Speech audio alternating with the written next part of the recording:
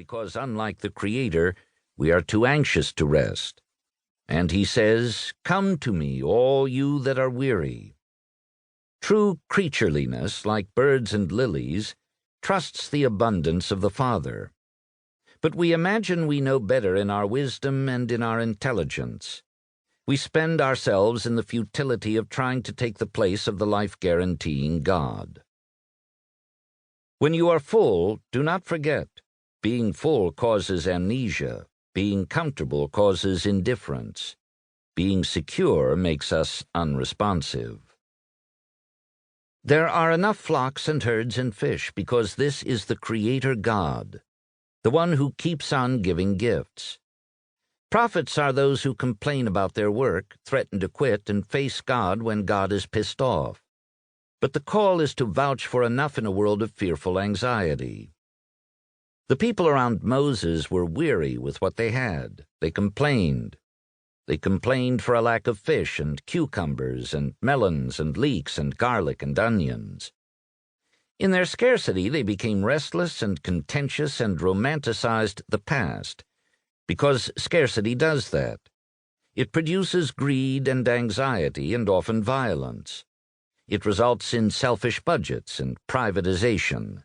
It produces violence and meanness and parsimony and anti-neighborliness and road rage and class warfare against the poor. And right in the middle of that, God revs up prophets who ask the right questions and know the faithful answer. Enough. Enough grace to include all. Enough neighborliness to restore safety and dignity. Enough resources to share with widows and orphans and immigrants. Enough of pruning hooks and plowshares that we need not take up the arms of sword and spear. Enough that we need not scandalize the poor with our selfishness. Enough that we need not live with grudge and resentment and fear as though we were under threat.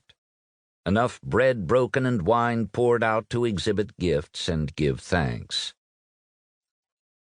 We exist because of God's inscrutable generosity in our creation. A generosity so rich that we need not be greedy or self-sufficient, because gifts are always being given. That story has its hope and culmination in the promise that God will make all things right, and that our destiny is to be in peaceable communion with God and with our neighbors, in this age and in the age to come. And between our beginning in generosity and our culmination in communion, our lives are lived in glad, obedient response to God's purpose in our lives. Now, I want you to think what happens when we forget, what happens when we give up the story and we think we are too sophisticated, when we practice amnesia. I will tell you what happens. We give up on the wonder of abundance. We neglect God's miracle of generosity, and we start imagining that there is scarcity of food, of love, of life. And driven by scarcity, we scramble to get ours and more, climbing over and through and upon our neighbors to get ours. It is the case that our Western economy is rooted in a claim of scarcity, and so we scramble. The poor scramble with robbery and violence and threat. The powerful scramble with investments and tax advantages and credit and exploitation. And together the rich and the poor create a jungle of anxiety, brutality, and violence. That is what forgetting will surely produce.